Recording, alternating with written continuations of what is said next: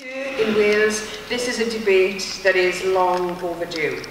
So away from the knee-jerk reactions of reactionary politicians and tabloid editors, it's good that we can come together to have a sensible debate about drug policy and the potential benefits of a cannabis industry. There are many countries where using cannabis is no longer a criminal offence. These include Australia, Belgium, Canada, Uruguay, Italy, Argentina and Russia.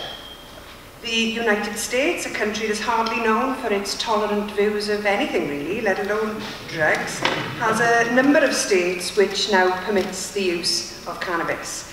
And countries like Portugal have a much more progressive approach to all substances. The paradigms that once framed society's views of cannabis are rapidly changing, and we have to make sure that Wales is in a position to take full advantage of the shifting sands upon which draconian drugs policy is based.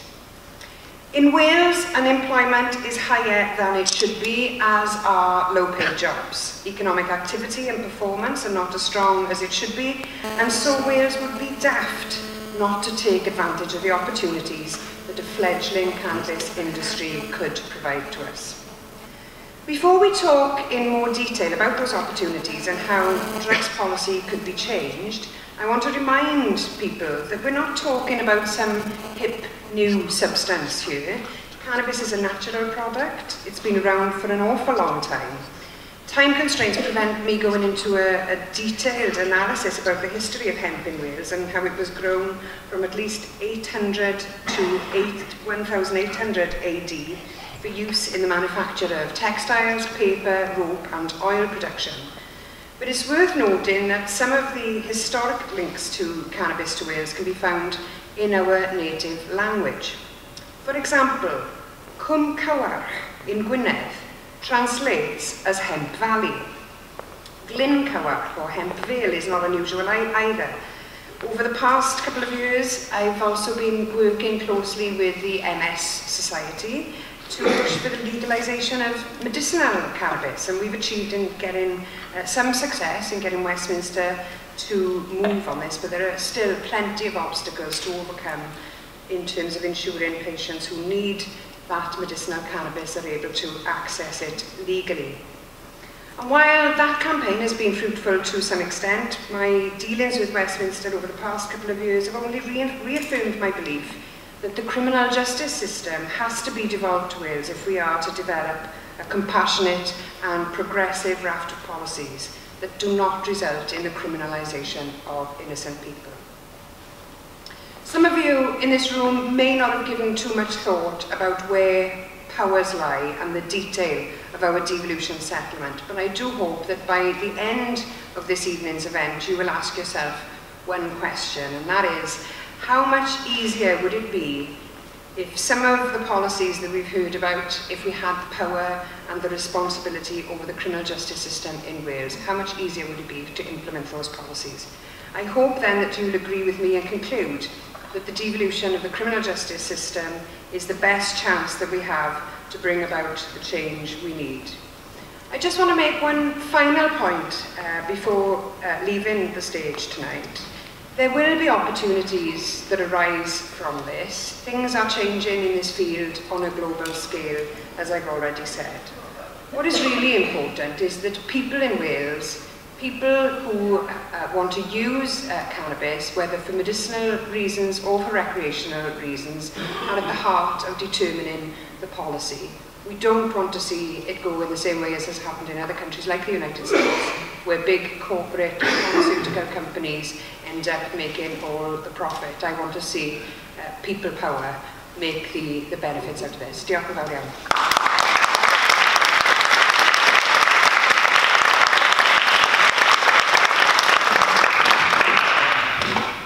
To do then. So you'll have to excuse me, I'm not used to public speaking, but I'm going to just briefly introduce each speaker. They've kindly provided me a biography so I can stick to the script. First up is Nathanial Loxely. Nathanial moved from a relatively secure career in financial crime risk, no stress there, within the banking sector to start a business in the rapidly emerging fledgling hemp industry. Amongst the list of driving factors was the desire to reconnect with the rhythms of nature and to bring communities closer to the agri-food supply chain. Founding Vitality Hemp in 2014 and co-founding the British Hemp Association in 2018, Nathanial is committed to developing a modern relationship with this culturally significant crop, which has a huge environmental and economic potential within the UK and beyond. Nathaniel.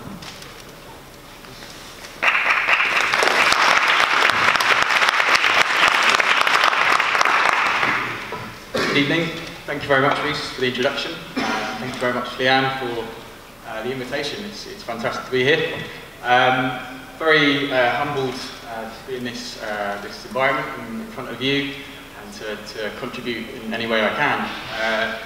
My journey has been relatively short. I started researching 5 years ago, and as soon as I realised what the benefits were and how vast the opportunities were in terms of growing hemp.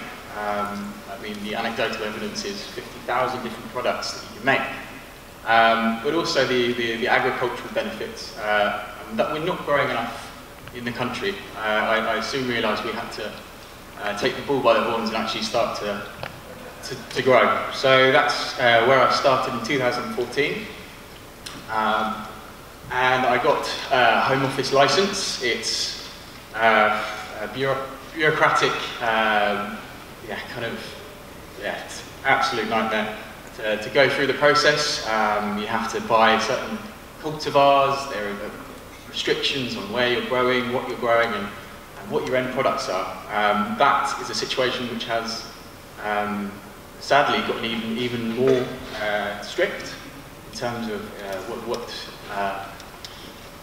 what your intentions are. So that's where we started to kind of look at how to grow. I was given an opportunity to grow in Sussex, which is really, really fantastic.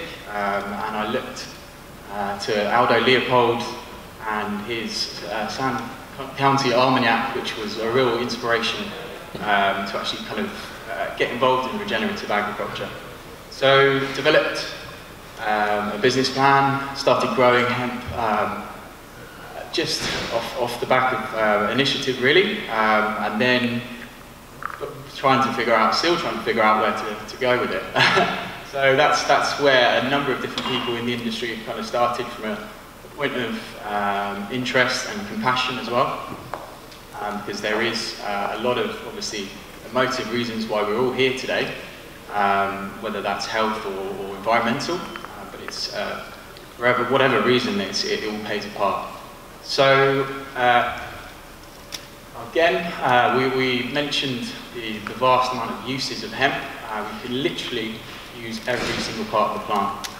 There is research that looks into every part, and our relationship with that plant has been going on for millennia. Actually, we've had a cultural and social impact which has been really, really significant, and over the past 80 years we've been divorced away from that, and now it's time for us to actually kind of re-engage with the plant and bring it back into our community. So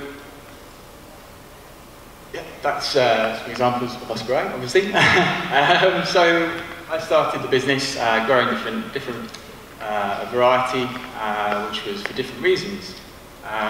We wanted to make use of as much of the plant as possible. There are still a lot of restrictions in terms of what license allows you to do. You have to grow, like I said, below 0.2% THC varieties, which is very challenging. So it really kind of limits your opportunity. Not only that is the opportunities within the UK in terms of the infrastructure was just not there. So, sorry, back up. We looked at what potential we could get from the plant, and unfortunately there just isn't enough way to process it, and that's why we looked to having a connection with different businesses to connect together, to actually network, to actually try and build something a bit more substantial in order to drive things forward. So there are different silos dotted around the country, up and down England, in Scotland, in Wales, who are doing their thing on the farm, but yeah, really, really struggling. So that's what really drove the formation of the British Hemp Association, and that's a really important factor for me and other small businesses and communities that we work in to actually kind of see the opportunity realised. So we're a group of passionate and dynamic businesses. We're looking to work alongside larger organisations who have better resources and more experience in certain industries. We have the passion to bring to the table, to bring to the fore. We have the knowledge which has been carefully cultivated. As Leanne pointed out, we're very, very far behind the global industry. The global situation is very interesting. We can look to different countries such as Canada, we can look to Greece, we can look to Italy. All of these countries have a much more developed industry. Canada, for example, were growing at the same time as the UK. They had, it was legally allowed to grow industrial hemp varieties, but with a lot of research and government incentives and subsidies put into the research, we can see how that economy, the hemp economy, has developed significantly greater than over here. So there is some really interesting potential roadmaps to look at. I mentioned Greece, for example, who in 2018 saw the economic and environmental opportunities to start growing. Not only industrial hemp, but obviously medical cannabis as well. So this is just a couple of figures which was from a recent report by the Prohibition Partners, and they estimate the market value of 45.2 million euros. So this is industrial hemp alone, with a market value which is really kind of quite significant in terms of this is just seed and stalk. So there is a lot of opportunity, and in the UK alone, by 2020, the potentials are huge. I mean, the figure that they put was 29 million euros, 25 million pounds. I tend to believe that it could be a lot more, a lot higher than that, a lot bigger impact. So with huge growth and consumer-driven demand, this is where we're finding some drivers. So recent history has been challenging in the UK from a processing perspective, and this is what we're trying to work on. Nick Vose from East Yorkshire Hemp was involved in hemp for a long time. He has been involved in hemp for one of the longest running hemp farmers in the UK at the moment, but he got involved as a contract grower just as the subsidies were cut back. So subsidies for processing hemp were stripped back, so he had to go out on his own in order to make a way. So he struggled for the last 14 years, developed his own processes, which is fantastic. And in that time, the hemp construction industry has gone up and down and through cycles. So now we're at a point, obviously, with the Brexit situation, the new CAP review and reform in European Parliament. At the moment, the European Industrial Hemp Association are lobbying for hemp incentives for farmers. Regional incentives are a real driver, and that's something that we should implant into our own initiatives, because empowering farmers to grow hemp takes away from the burden which is subsidies. When you're reliant on subsidies, the NFU put a figure of 70% of farms' income is from subsidies. You're really kind of caught over a barrel at that point where it's not economically viable to grow a crop over just getting a subsidy, a handout for greening. And another example is for forestry. So you get a £2,000 per hectare incentive for growing forest, but it has to be commercial, so you have to cut that down. So from an environmental perspective, it's absolutely ludicrous. So I think to reconnect with our land and actually look at our agri-food supply chain, where there's a lot of impact, there's a huge amount of potential.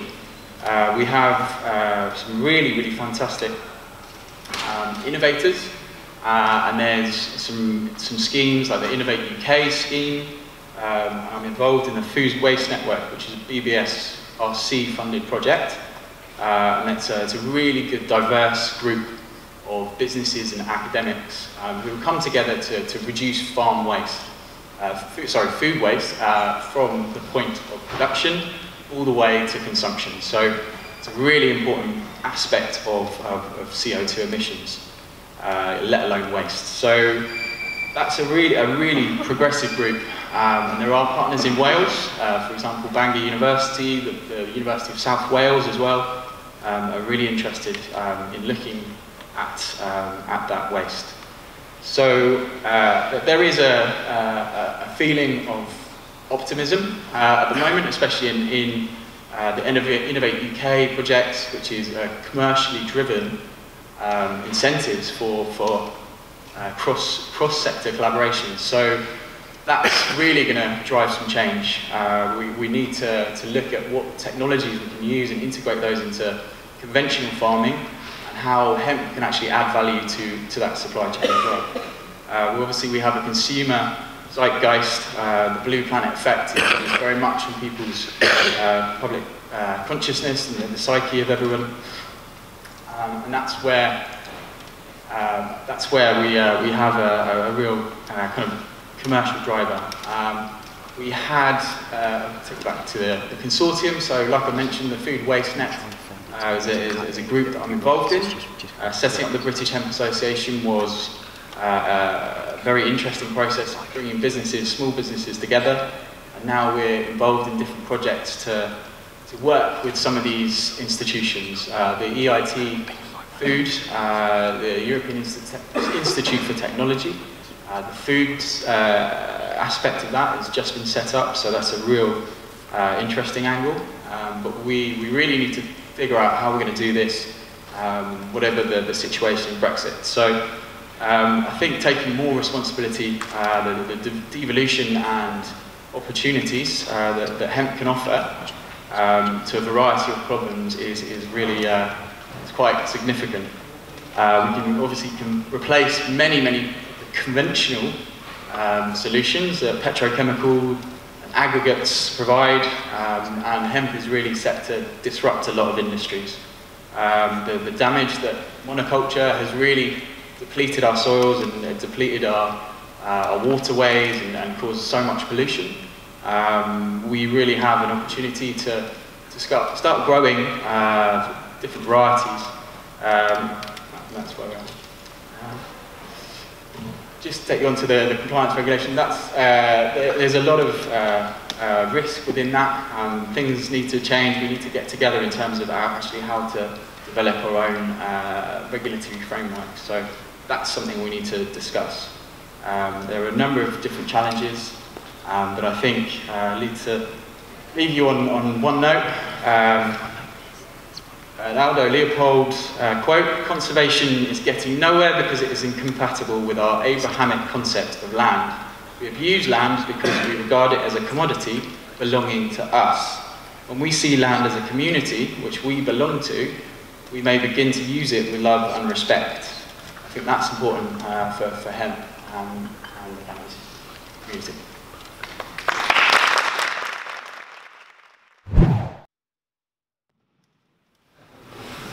Thank you, Nathanial. Next up, John Calcagni. John is a recent transplant from California to Cardiff Bay. Visited in 2013 for a tour of the TARDIS. Fell in love with the rest of the city and ended up receiving his Master of Public Health degree at Cardiff University in 2018. Previously, he's worked for healthcare technology, primary care research for the University of Michigan, Department of Family Medicine, Stanford University Center for Health and Policy and Primary Outcomes Research, and the United States Veterans Administration Palo Alto Division. My pronunciation is correct. John.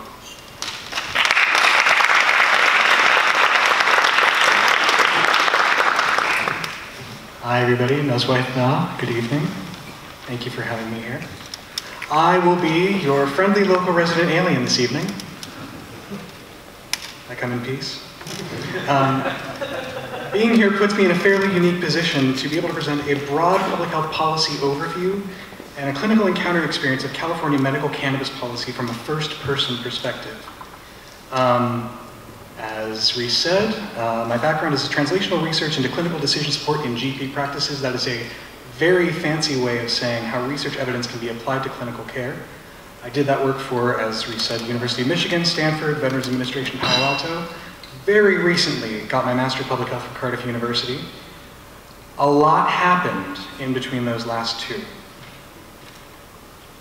I am one of the 47% of adults in Wales who have lived through at least one adverse childhood event. Those are referred to as ACEs. I am one of the 14% who has experienced 4 or more. What happened to me is much less important than how it affects my health. Now, Public Health Wales acknowledges that the stress of ACEs worsens health outcomes when those children become adults. The development of mental illness secondary to ACEs is a little bit more complicated. Now, what happened to me was my brain became bad at differentiating between good stress, bad stress, and no stress. That manifested as overwhelming panic starting at age 27. Over a month, those panic attacks became continuous runs of terror. This went on, and I became suicidal from the sheer volume of panic. My brain changed in a way we call post-traumatic stress disorder, and I experienced this laundry list of symptoms. Now, it's not just psychological, there are demonstrable changes in the body. The overactive areas that are lit up in this brain scan with PTSD are the parts of the brain that process memory. It's what's called the hippocampus in the brain. The lasting neurological changes from the original stress causes the brain and body to relive that stress. What happened to me? I had to go on disability leave from a great job that I had just started months before. I couldn't return soon enough and I lost the job. It was genuinely the nicest termination letter I've ever gotten. They invited me to come back when I felt better. But that was the beginning of a decade and counting of treatment. As is the case in the US, insurance is a problem. I needed psychotherapy, but the insurance that I had at the time wouldn't cover anything but group therapy, which is a bit of an ask for a panicky agoraphobe. Eventually, I needed specialty inpatient treatment. The Trauma Disorders Hospital took one look at my medical records and told me they would gladly accept me as a patient, but only if I paid a $6,500 deposit, because the hospital had had previous issues with getting paid by the insurance company. You know what was covered really, really well? Yeah. By 2009, that's what I had been prescribed. I was no longer having panic attacks because I was no longer feeling much of anything. I was an over-sedated, over-medicated zombie. My short-term memory was gone. So psychotherapy had a lot of trouble sticking. I rarely left the house. I couldn't think straight. I was barely a person anymore. My choice was between numbness or endless panic. There had to be a better way. By 2013, I had reduced or eliminated most of what I'd been taking. I was functioning better. I was talking to my friends again. I went from only leaving the house to see my doctors to traveling again. Along the way, I stopped here because I'm a Dr. Hooner and Portrait Tower is right over there. This neighborhood is now my home, which is just about the coolest thing ever. So what did I do to get from 2009 to 2013 and 2013 to now? Can anyone guess? Cannabis. That's right. Thank the cannabis. In a Supreme Court opinion about medical cannabis patients' rights, Justice Sandra Day O'Connor cited a case that stated, "A single courageous state may, if its citizens choose, serve as a laboratory and try novel social and economic experiments without risk to the rest of the country." I became part of that experiment, got a medical recommendation, and found that cannabis calmed me down, helped me get to sleep, it reduced my nightmares, it helped me interrupt flashbacks, it reduced the side effects from my prescriptions, and helped me function so much better than when I was drugged to the gills. Now, this is very broad strokes about the endocannabinoid system, because research into the endocannabinoid system is still very, very new. To break it down just a little, you need two things for a system in the body, a key and a lock. Receptors of the lock and molecules that fit in those receptors with a key. Now, endocannabinoid receptors are concentrated in the brain, particularly in the hippocampus. They're also in the gut, the immune system cells, the gonads, and the uterus. The molecules your body makes that bind to them make you hungry and happy and relaxed. They reduce inflammation, they reduce cramping and spasms, they lower blood pressure, they reduce seizure activity in the brain and protect neurons from damage by overexcitation from seizure activity. They're even important for fertility and fetal brain development. Now, there are hundreds of phytocannabinoids, like THC, CBD, and CBN in cannabis. These phytocannabinoids also bind to these receptors. Other molecules called terpenes have their own anti-inflammatory and anti-anxiety effects. This makes everything in cannabis work better together than separately. Doctors call this the entourage effect. Now, these molecules are fat-soluble, so even after the active cannabinoids are gone, their inactive metabolites hang around. That complicates drug testing a little bit. Now, tolerance develops when you give receptors extra stimulation. Withdrawal happens when you take that additional stimulation away. Those are physiological phenomena, not to be confused with addiction. That's compulsive drug-seeking behavior that harms the user. Now, having quit smoking cigarettes many times before it stuck, cannabis withdrawal is a few days of mild headaches and crankiness. So you've got a plant that manages all of these neat tricks, but it's still illegal. What motivated California to make the changes that it did? 1991 was the height of the AIDS epidemic. 200,000 Americans had died by the end of 1992. Most were gay men. The lack of coherent public health policy that lingered from the Reagan and Bush administrations due to ignorance and prejudice of a disproportionately affected minority were catastrophic to the city. These heat maps marked the addresses of people who had died from AIDS. From 6,000 in 1988 to almost 15,000 4 years later. Those addresses are concentrated in the Castro, that's the gay neighborhood. Imagine losing 9,000 men over the course of 4 years from one community. Now, the drugs that could halt progression and stop transmission wouldn't hit the market for years. If they couldn't stop AIDS from killing them, the patients and the people who loved them needed a way to hold on until better drugs came. Cannabis eases pain, it calms you, it gives you the munchies. Less physical and mental stress and more food intake meant a better chance at survival. It also meant that they were federal criminals. Now, California saw the value in decriminalization as early as 1975, but the political environment had changed massively. Brownie Mary, as she's affectionately referred to, was a sweet little old lady who made hash brownies for her dying neighbors. As such, she did not care how many times she was publicly arrested. It was terrible optics for law enforcement. Dennis Peron's partner was dying of AIDS and cannabis helped him, so Mr. Peron authored Proposition P. It was a successful city referendum passed in 1991. Proposition P was mostly symbolic, but its wording for the affirmation of the value of cannabis as medicine was a template for Proposition 215. Now, the state legislature couldn't get decriminalization bills past the conservative governor. But in 1966, we had a presidential election year with an incumbent who was popular with progressives. Dennis Peron made sure to get his referendum onto the election ballot, and California finally got its medicine. Now, I've included the text of the full Compassionate Use Act here for reference, but let's focus on the important parts. And again, it affirms the value of cannabis as medicine, has an inclusive and proactive definition of usefulness. Now, AIDS was a horrible epidemiological surprise that cannabis could help. There were going to be other surprises, something that public health recognizes.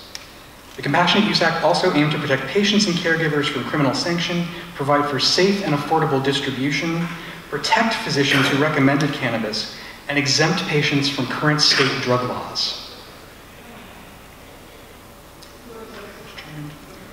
Now, they had to lay down the ground rules. The referendum was just an affirmation. Senate Bill 420 was the one that defined limits on purchase, possession, cultivation, patient collectives, and acceptable use.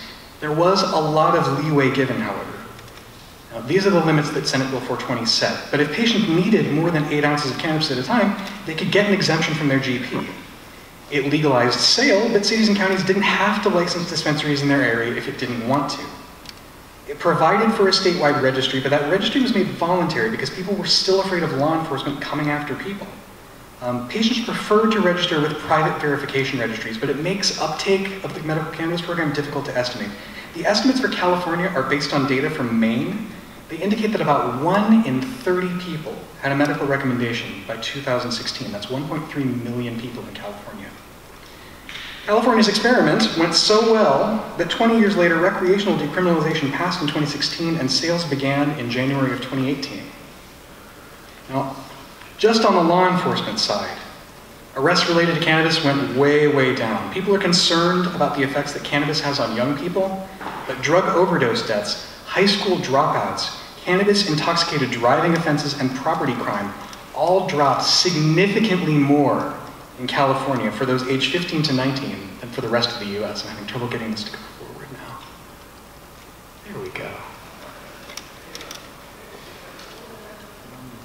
There was also significant blowback. So despite the positive effects, doctors who recommended cannabis were sanctioned by the state medical board, and President W. Bush rather cruelly stepped up DEA raids on patients in dispensaries.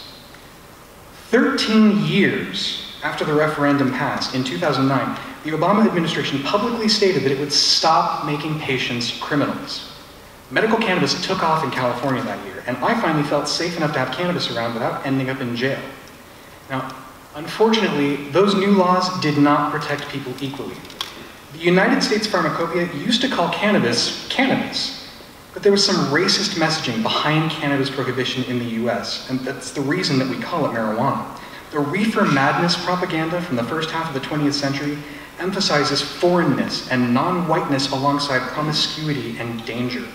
To this day, African Americans are still 5 times more likely to get arrested for possession.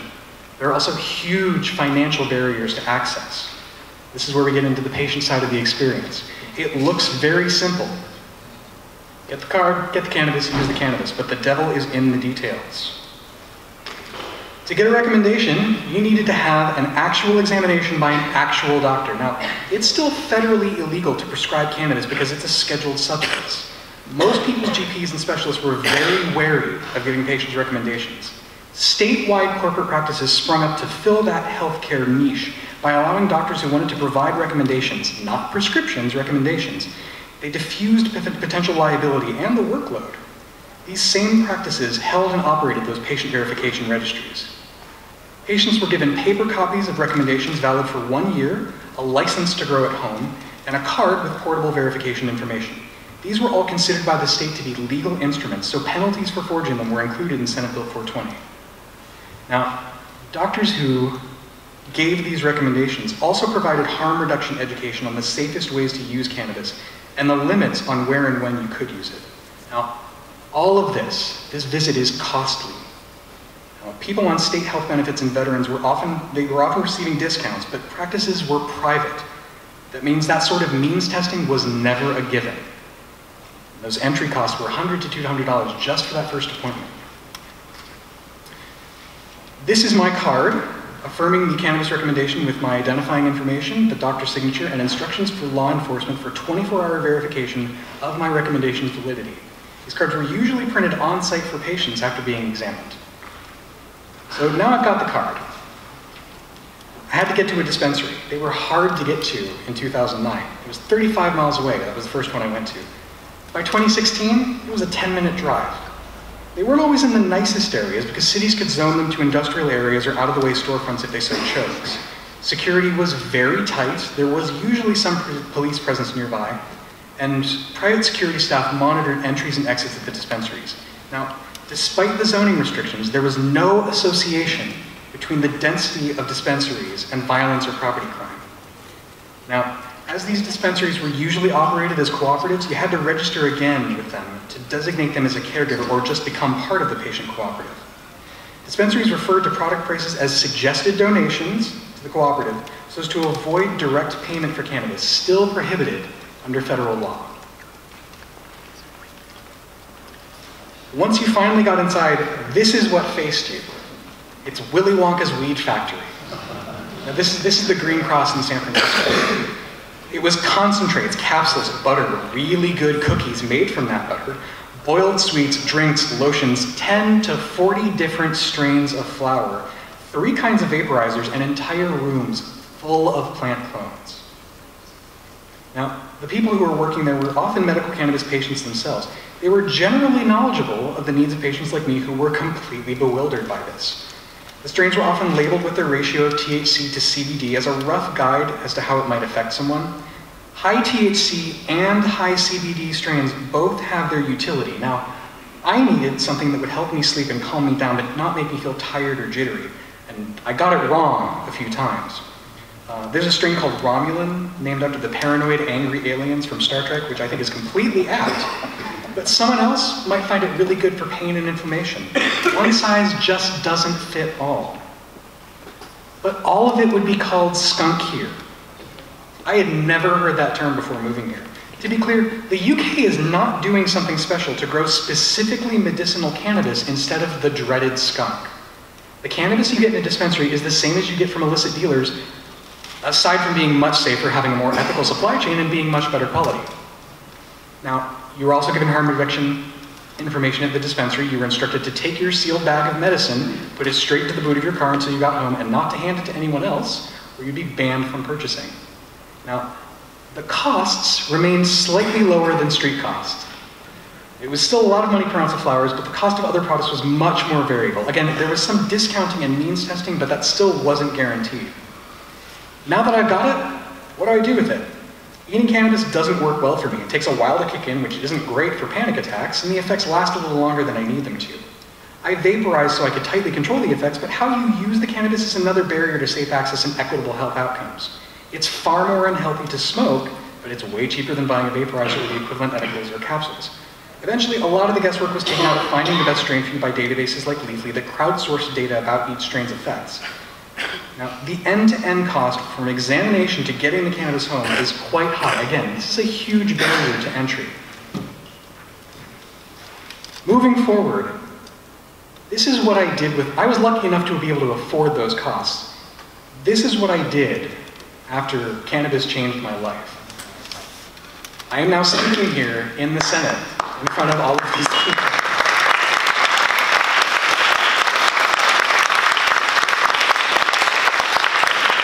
The last couple of things I want to say is that unlike skunk, California is not a myth, and neither is good cannabis policy. The specters of increased incidents of psychosis, crime, and violence have just not materialized. It's safe and effective there, and it can be safe and effective here. Devolution and the current political climate put Wales in a very unique position. The Assembly seems to agree that cannabis has value as medicine, but Wales needs to decide best how to move forward. The only advice that I have is not to wait for an emergent public health crisis and a 5-figure body count to do something. Cannabis decriminalisation and regulation is no longer an experiment. The experiment is long done. And there's good public health policy precedent in California, Alaska, Colorado, Hawaii, Maine, Massachusetts, Minnesota, Maryland, Mississippi, Nevada, New Hampshire, New York, North Carolina, Ohio, Oregon, Rhode Island, Vermont, Washington, Australia, Puerto Rico, Poland, the Czech Republic, Croatia, Macedonia, Turkey, Uruguay, Spain, Portugal, Luxembourg, Slovenia, the Netherlands, Jamaica, and Chile. Wow. Why not here? Welcome back.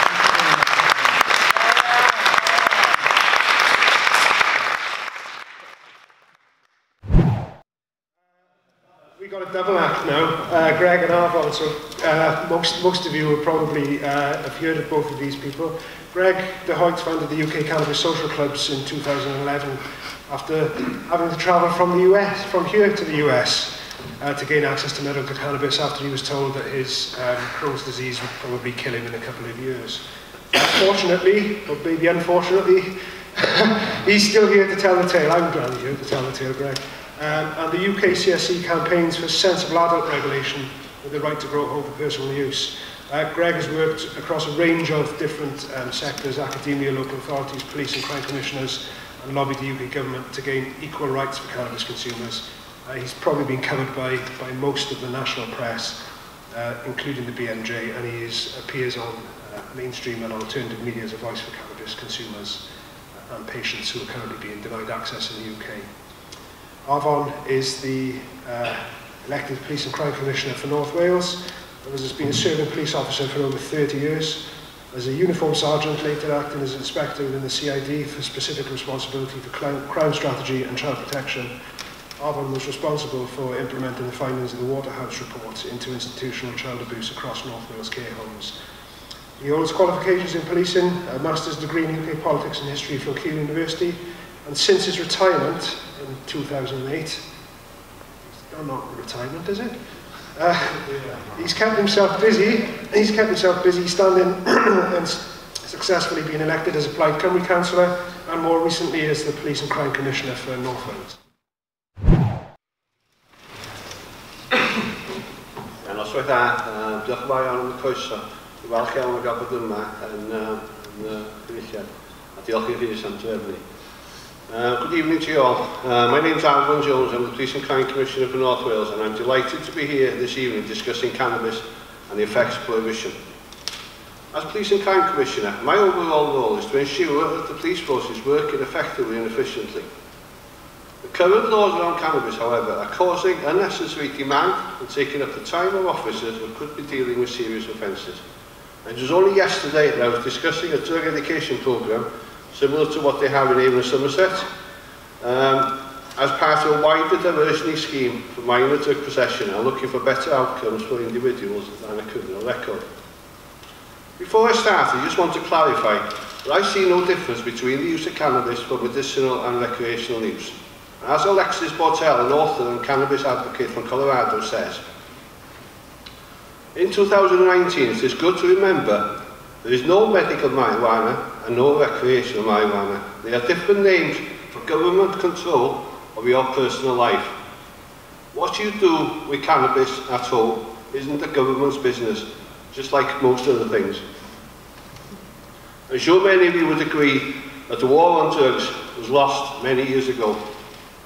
If we continue to take this prohibitive stance, we will continue to increase the profits of organised crime and drain the already dwindling resources of the police. The cannabis market wastes an estimated 1 million hours of police time each year, which is costing the taxpayer £31 million. Each case associated with cannabis is costing approximately £2,256. Without this demand, forces could focus their resources on serious offences and tackle organised crime.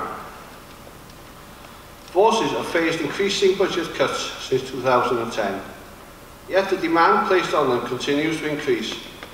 It is time that we take a pragmatic approach and look at the crimes that are causing most harm to our communities. The cost associated with cannabis is exceptionally high and it keeps on rising. So many ordinary people are criminalised every year for being found in possession of cannabis for personal use. Is it really in the public interest to spend the amount of money that we do to convict a person who is found in possession of a small quantity of cannabis for personal use?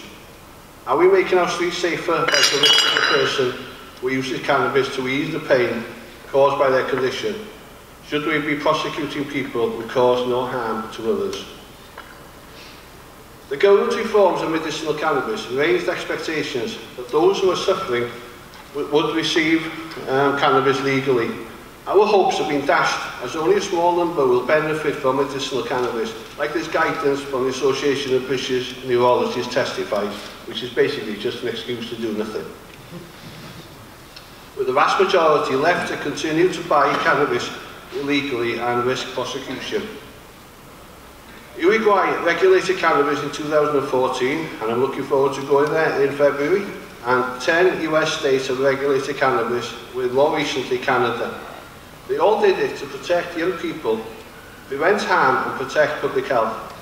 And believe it or not, the world hasn't caved in. In fact, cannabis regulation in Colorado has boosted the local economy, not to mention the tax return which has been invested in public housing. Personally, I think that Canada regulating cannabis is the start of the dominoes falling. I just hope the UK is not the last domino to go. Not only would the regulation of cannabis reduce the number of people with medical conditions receiving criminal records, it would also reduce the dangers associated with organised crime. Within the current market, consumers have no idea about the strength of the cannabis they're taking. There are no age restrictions to protect children, and it continues to feed the organised crime empire. Imagine walking down St Mary Street and some guy offers you a litre of clear liquid for a £5 and says it's vodka. Will you buy it? No, of course not, because vodka is legally available, so why risk your health taking an unknown substance? Well, this is what happens to recreational drug users day in, day out, and we wonder why drug users have health problems. Most of the time it has nothing to do with the substance, it's the fact that it's in the hands of criminals will cut it up with all manner of substances injurious to health. One of the most recent examples of prohibition making matters worse was the nonsensical introduction of the new Psychoactive Substances Act in 2015.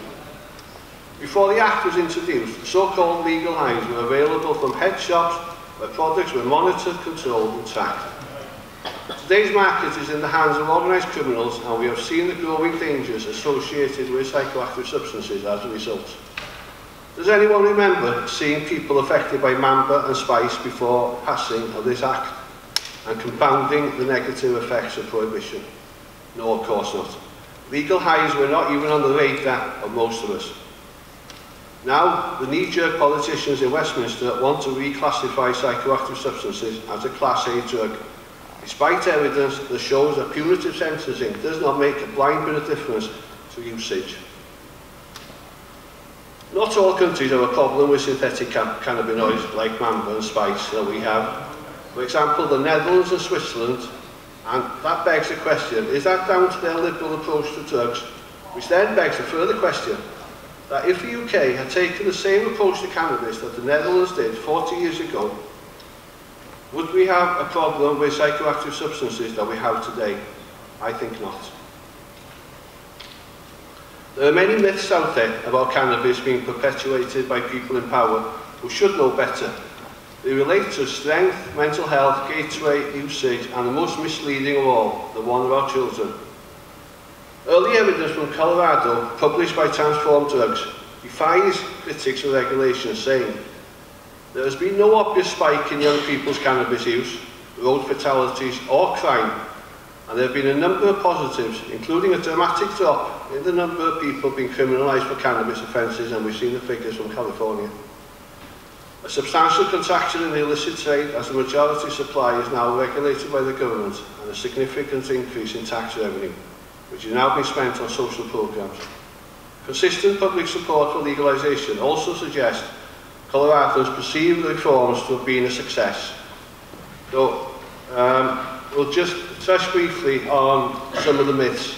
The first one is the one around mental health, and as John has also touched upon. Whatever the impact of cannabis on mental health, and there is a great deal of contention around this, with a lack of clarity about what is caused by cannabis use as opposed to just correlating with it, the key issues is that leaving the market in the hands of criminals can only make things more risky. If those who claim cannabis use does cause mental health problems, but even a small minority of users are correct, regulating the market can help. For example, there is evidence that having a better balance of CBD and THC in cannabis can be protected. The only way to ensure the balance is through regulating the market and steering people towards less risky products. Recent research even suggests CBD might be used as an antipsychotic drug. Regulation would also allow health warnings and advice on packaging. The one most favoured by politicians, including politicians in this illustrious building, is the gateway argument. The gateway theory has been widely debunked. If cannabis use was a significant factor in causing people to use other drugs, we would not have a situation where, in fact, the vast majority of people who use cannabis will not go on to use other illegal drugs. Now, some people who first take cannabis, then take other drugs, is not proof that one caused the other. In fact, the gateway theory mistakes correlation for causation. Cannabis is more available than, say, heroin, so the sort of person who wants to take drugs is more likely to come across and taken cannabis first. That they then go on to take heroin is not caused by their cannabis use, just as people who use heroin will also come across and use alcohol first. But it does not mean that alcohol use causes heroin use. A far better correlation for who goes on to develop problematic use of heroin is adverse childhood experiences like sexual abuse or PTSD. And that is where the evidence of causal impact is strong, with people self-medicating to deal with the pain. In fact, the Dutch identified making cannabis illegal so people have to interact with criminals who may offer them other illegal drugs as a bigger problem. And to separate the cannabis market from these other drugs was why the Netherlands allowed the cannabis coffee shops to open initially. Where am I now? Sorry about this. Yeah, increased usage, that's another one that if we legalise it, there'll be more people using cannabis or any other drugs. Comparative studies of drug laws around the world show no link between harsh enforcement and lower levels of use. The theory that criminalisation has a significant deterrent effect, which underpins the policy of public prohibition, is not supported by evidence, as a range of studies have shown, including specifically about cannabis. In the Netherlands, where the possession and retail supply of cannabis is legal in practice, rates of cannabis use are almost the same as the European average. And just a quote from the government's own drug strategy, the review of the 2010-15 drug strategy, they concluded there is in general a lack of robust evidence as to whether capture and punishment serves as a deterrent for drug use. Perhaps more importantly still, levels of drug use are often equated with levels of drug harm, but the vast majority of drug use is non-problematic. Rather than narrowly focusing on reducing use, policy should seek to reduce overall harm, and legal regulation would be much better for that than leaving the cannabis market in the hands of criminals. And finally, is the point around children. We always say that children allow better access to cannabis if it was regulated, which is, as we know, rubbish. Prohibition is highly ineffective at restricting young people's access to drugs. Illegal drug dealers do not ask for ID. That is one of the key reasons why the Canadian government legalised and regulated cannabis, and as Justin Trudeau has said, effective legal regulation, which includes age restrictions, can limit young people's access to drugs. For example, evidence shows that changes in minimum legal purchasing laws can have a substantial effect on youth alcohol use and related harms. There is growing evidence that young people find it easier to buy cannabis than alcohol. We should, however, obviously do all we can to prevent young people from taking drugs. However, if minors do obtain legal drugs intended for adult use, they are at least better protected because regulated cannabis is quality controlled and can carry dosage and health and safety information. For these young people caught using drugs, criminalisation can restrict their life chances and further marginalise them. So, just to sum up, I support the regulation of cannabis because, and I'll list these, it's a naturally occurring plant which has medicinal properties and improves well-being. We should not seek to control individual choice as adults to consume substances which brings happiness and well-being to them. We should regulate to protect children and other vulnerable people. Cannabis should be regulated and taxed to improve social welfare. Cannabis should be regulated to remove stigmatisation and improve employment opportunities for those who use it. The cannabis regulation will reduce crime and violence and improve public safety.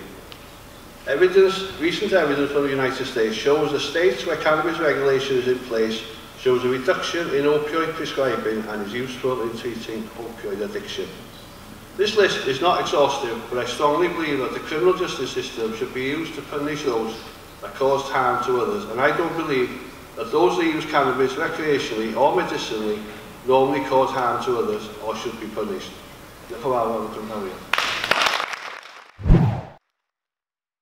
I'm Greg de Hoedt. I'm the chairman of the UK Cannabis Social Clubs.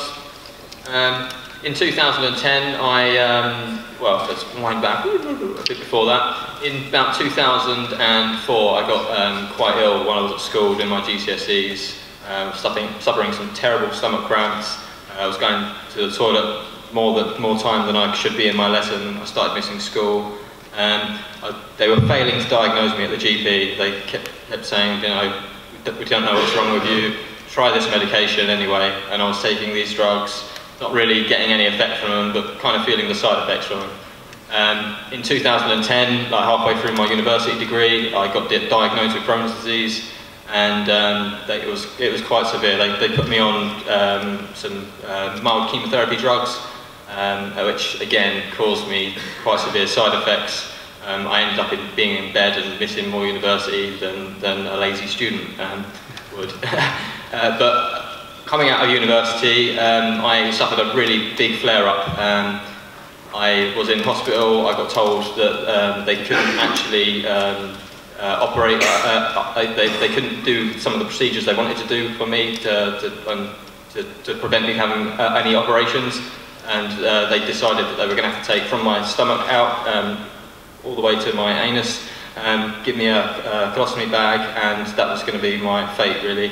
They said they'd have to feed me through a PIC tube, PIC line, and I'd probably be dead within 2 to 5 years. At the age of 21, I did not like to hear that. My fiancée at the time left me because she was like, that's not a great future for me, and I can totally understand that, like being in the position I was. I had friends, fortunately, who were running dispensaries and growing their own medical cannabis in America, in states like Colorado, California, Oregon, and Washington.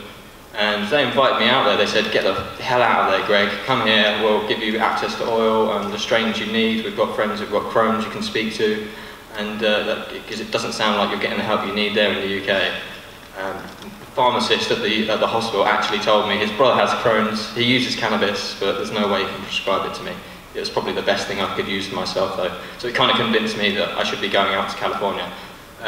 When I went out there, I actually landed in Colorado. I was straight away given access to cannabis oil, and within 2 weeks I'd gone from walking stick to climbing up the Rocky Mountains. And it was life-changing. It really gave me a new perspective of like, hang on a minute, this is, if it's this easy to get my health back after I've been told I'm going to die, there's got to be hope for other people that haven't had this opportunity yet. So I spent 6 months out there in California, Colorado, Oregon, Washington, traveled the whole West Coast. I saw quite a lot of developments in 2011, the year that I was there, from Colorado being in a situation where anyone could come in and work in the medical cannabis industry, to it being from seed to sale, CCTV, security, the whole way. Everything was tracked by a tagging system by the state government, and you could see that there was some traction. This thing was moving forward. It wasn't just going to be a flash in the pan kind of industry. There was some impetus for change. So when I got back to the UK, I put the word out. I had a YouTube channel. I had over 1 million views on there, and I thought, what better to use this for than to connect with other people who've in the same situation as me, got the same ambition for me to sort of like make something better for the UK cannabis consumers. So we got together and we came up with the idea of running the UK Cannabis Social Clubs. I don't know if the man with the slidey. You've got the control. Digital press. There we go. That's me. I'm the man with the slidey. So we've set up the United Kingdom Cannabis Social Clubs, and we've done it. We started in 2011. It's now 2019. We're 19 years behind California when they took the initiative to step forward, and well, no, not 24 years behind. Sorry, my maths is terrible. We're behind California and the states that have, incrementally led towards legalisation. People have seen what's going on in the States in America. They've seen that in Spain, for example, there's 1,000 cannabis social clubs, and consumers want that kind of equality. It's really not nice being, in your 20s and your 30s, and you've loved cannabis, for the last 10 years. You're seeing it legalised all over the world, and you're seeing people the same age as you having jobs, growing cannabis, and being paid for it, not being arrested for it, and living a normal life. And you want that for yourself as well. You want that for your friends.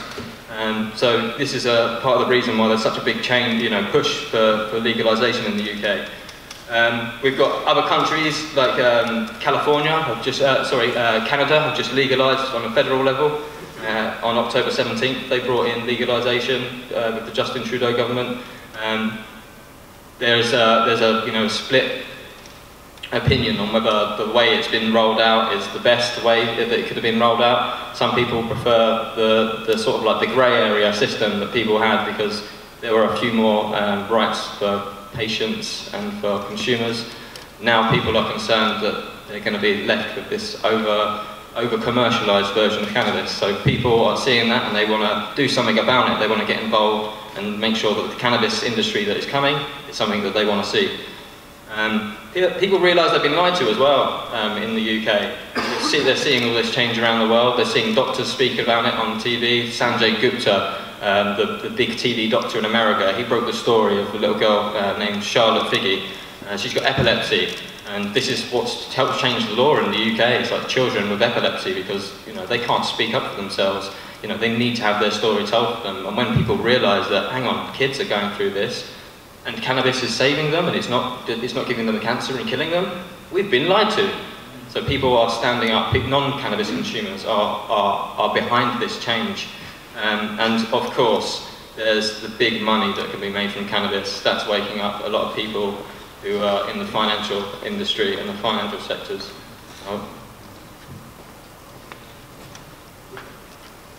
Press that one thing also. Oh, I've turned it off now. There we go. So, the cannabis campaign in Wales. Howard Marks, obviously, is a huge Welsh icon. He has taken the story of hash and smuggling and cannabis around the world. He's written books, he's had films made about him, and he's influenced a lot of people to learn about it, and they've learned about the injustices as well. And having a Welsh icon, I think it makes Welsh people feel like cannabis is something that's part of Wales as well. The Cardiff Global Cannabis March is a huge affair every year in Cardiff. Everyone gets together who is a cannabis enthusiast.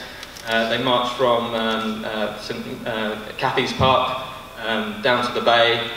We stop off in town, we do talks, we can interact with people on the way. People are a bit surprised to see 1,000 people marching through the town, the city centre, with flags waving and making a lot of noise. But that's the point. It's about making awareness and letting people know, hey, we need to be seen here, we need to be heard. And there's a picture there of Howard Marks in 2012, I believe. He was the guest of honour at the Global Cannabis March. The Global Cannabis March is actually, it's called the Global Cannabis March because it's global. This happens in over 100 cities around the world. And that means millions of people are getting out on the same day. It's the first Saturday of May every year, and they're looking to create awareness for cannabis reform. They want it to grow every year. So on, I think it's May the 4th, it's May the 4th be with you. If everyone get down to Cathy's Park, probably around 12 o'clock, that's where we start in the march this year. Of course, Paul Flynn, he led the medical cannabis bill. He's a MP for Newport. So you've got one of your Welsh MPs is actually the one who pushed this medical cannabis bill forward in the UK. So again, Wales leading the campaign. Medically, they're the first country in the UK to prescribe Sativex outright to MS patients.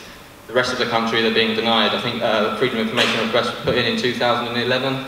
And only 1,420 patients in the whole of the UK were prescribed Sativex.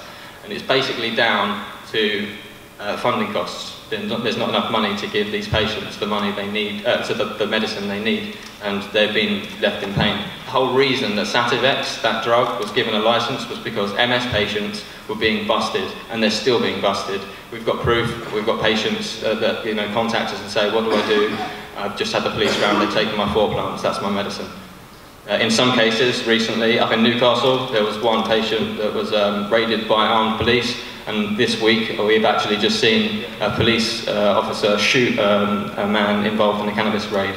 And that, this is proof that prohibition kills. This isn't a cannabis being dangerous, this is the policy that is doing it. What is a Cannabis Social Club? No, I think that's kind of what they did. That's the case, yeah. Alright, okay. Well, I think that I've not read that, so I'm not going to comment. What is Cannabis Social Club? We are private membership clubs for people over the age of 18. So if you're an adult, you've got ID to prove you're an adult, you can come in to a Cannabis Social Club. Most of the time, the clubs actually ask for you to be to come in with a member who's already, someone who's already a member of the club, so they can vouch for the person. We are in a situation where, of course, there are undercover police around. I'm sure there's one under here today. How are you doing? And it's just a way to try and keep your community safe. The clubs are there for the members. They serve the needs of the members, because obviously the government have turned a blind eye to what these people want, and we don't want them on the streets. We give people a way to move away from the black market, and sort of like take a little bit more control over, you know, their cannabis interactions. There's an annual fee to join the club. Like I say, members are vetted. The idea is that members are, you know, given the opportunity and told how they can grow their own cannabis, so they can divert away from the black market. There's over 70 cannabis clubs and communities in the UK now, and that is the latest figure. They're the ones that are actually working with us. We've got about 160 in the UK that are just, they're operating under a Cannabis Social Club name or doing that kind of thing. Not all of them are, you know, working towards our model. So the benefits of a Cannabis Social Club, they divert consumers away from the black market or antisocial or criminal behaviour. People might not be aware that a lot of the cannabis grown commercially in the UK is grown by organised crime. They lock small children up in domestic houses in the UK to grow the cannabis. They feed them pot noodles, don't let them see sunshine, take away their passports. And eventually the police might raid the premises and they'll arrest the child, lock them up, and all while the gang is getting away with £30,000 a crop. A crop is 3 months as well, so you can see you can make over £100,000 in a year from one premises. They likely have 3 to 5 running at a time. So that's easy, big money for organised crime to get, you know, from a crop that people should be able to grow themselves, and if they were allowed to grow themselves, they wouldn't need to rely on organised crime like that. But the problem is, most people don't realise that's where the cannabis is coming from. So that's what we don't want people contributing to those, you know, supply chains, that kind of criminal behaviour, because that gets involved in drugs that do cause more harm because they've got the money to go and buy them and import them. There's now, you know, a growing gun problem in the UK.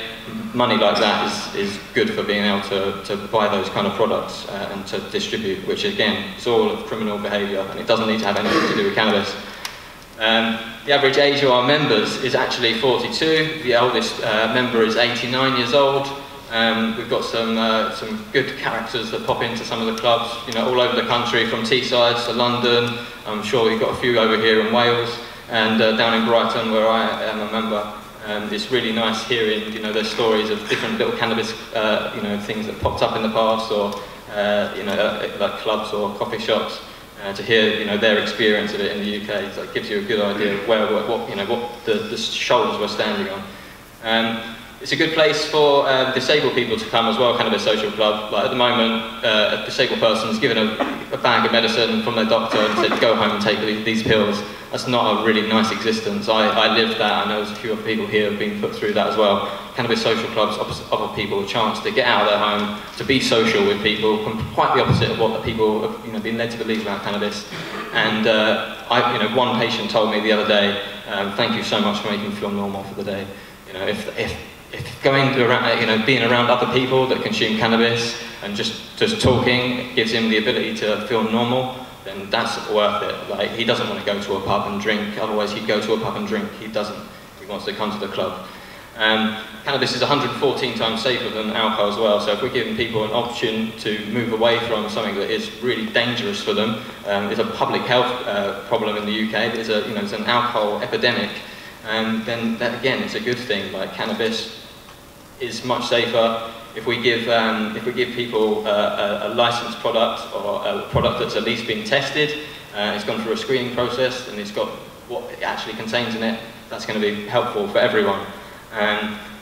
And also, people who've been caught up in problematic drug circles, like if they're easily influenced, if someone offers them a bit of cocaine or some heroin, and they don't care, they just want to get the buzz, they're likely to go and do that if they're in an environment where those drugs are around. We don't have other drugs in the Cannabis Social Clubs. We separate cannabis from the rest of the, the drug market, which is it's a key point. There are 5 Cannabis Social Clubs in Wales at the moment. We've got them in Swansea, Cardiff, Newport, Wrexham. Nice to see you guys here. There's a few of them in the Swansea Club over there. We're working with the Police Crime Commissioner in North Wales, Arfon Jones, been very supportive and very vocal. It's nice to have someone who's an elected official actually speaking up for cannabis consumers, because we all go to our MPs, we all ask for, for their support, and they don't give it to us. We've got very few MPs that will stand up and voice their, the concerns of their constituents, Norman Lamb being one of them. and Paul Flimby and another, again, Leanne Wood as well, coming out today. Thank you very much for the support. We're helping build stronger relationships with the community. So we're coming out there, we're giving people the idea that we're not the stereotypical stoners, that we are actually normal people in society. We work normal jobs. We're your brothers, your sisters, your uncles, your aunties, your nans, your granddads, and we just want to be treated equally, really. So these are some of the reasons that are important. Cannabis social clubs are important for Wales, but most importantly, public health. There is a spice and a mambo epidemic, and problem in the UK, and we've seen it in the towns, particularly North Wales. There's a lot of articles that have been published from towns up there where people are, in a distressed state in the street, and they don't need to be like that. And cannabis is a much safer alternative for them, and we could be giving them access to it. We could get 2,000 legal jobs in Wales instantly if we legalise cannabis social clubs. It's an alternative to alcohol. You can actually have real control of the cannabis market then. You know who's growing it to be sold commercially, and you know where it's being sold commercially. The people who are using cannabis can call the police if they need to, because they're not fearful of being arrested for themselves, and that means that real crime can be investigated. It stops people getting involved with dealing to make money, for a profit motive, and lets people get involved with cannabis for the right reasons. And hopefully it will deter people from being involved with organised crime. Just one quote I saw the other day when putting this together was that North Wales lost 140 pubs in the region since 2001. 105 have been closing. That's from the National Statistics Office. Maybe that's a sign we need to read between the lines. People might be more interested in consuming a much safer alternative of alcohol, and I think that maybe we should look at that message. Thanks very much. Next up is Axel Klein. Welcome to Wales. Axel is a social anthropologist specialising in the use and governance of drugs. He's worked with different national and international organisations, published a number of books and papers, including the recent collapse of the global order on drugs in 2018. He's recently been working on the trade in falsified prescription medicines, medicinal cannabis, and identifying opportunities for smallholder tobacco farmers. He is a research fellow at the Global Drug Policy Observatory and the editor of the Journal of Drugs and Alcohol Today. Great. Well, thank you very much. My apologies, my knowledge of Welsh is so poor, I won't even try to say good evening or anything else this evening. I've been trying to make this presentation relevant to the focus of this conference, because I spent most of the past year spent in Southern and Western Africa. But the Global Drug Policy Observatory, while based in Swansea, has a global remit and, we like to think, a global reach. And much of what we're interested in are the global connections and what I will argue the foundations for drug policy. And what is relevant, perhaps, is a better understanding of the legal basis and the international policy frame in which cannabis is situated. Room for manoeuvre, I think we are becoming quite aware, is restricted by two interrelated factors. And both of these are the consequence of the pooling of sovereignty. What any discussion of cannabis makes us acutely aware of is how large multilateral organizations can impose severe limitations on national policymaking. But I'm not speaking about the European Union. I'm talking about two much older organizations. One is the United Nations, and the other is the United Kingdom. And in the UK, cannabis is scheduled as a Class B substance under the 1971 Misuse of Drugs Act, as many of you know, and it is the responsibility of the Home Secretary. And the policy approach the Home Secretary has taken is one that's best captured by the word repression. Decisions on cannabis are made in Whitehall, slowly, cautiously, and in adherence to international obligations. And the UK, as a permanent member of the Security Council, is a champion of a rule-governed and rights-based international order, of which the drug control conventions are a cornerstone. The Single Convention on Narcotic Drugs clearly requires all signatories to prohibit the non-medical use of cannabis. cannabis, and that we should add very quickly, is deemed to hold no medicinal properties, and therefore it is under Schedule 1 in the international schedule. That issue is currently being discussed by the WHO, but it's a highly contentious issue, and that's why the WHO seems to be, the World Health Organization, seems to be dragging its feet and coming to agreement on this. If countries do decide to make new arrangements, the response is unequivocal. The International Narcotics Control Board, which is the custodian of these treaties, responded to Canada's decision to regulate cannabis last year very promptly. And it says somewhere there, the board has reiterated that the legalization and regulation of cannabis by Canada for non-medicinal purpose cannot be reconciled with the country's international obligations as a state party to the drug convention. Now, the treaties, and particularly the Single Convention on Narcotics Drugs, is clear and absolute in the pursuit of their objective, which is to secure the health and the welfare of mankind. Now, my issue is not with the stated intent, but with the analysis, the framing, the construction of the problem, and the impact and the effect of the policy. A policy that dates back to the middle of the last century. We could really track it back to the years before the First World War.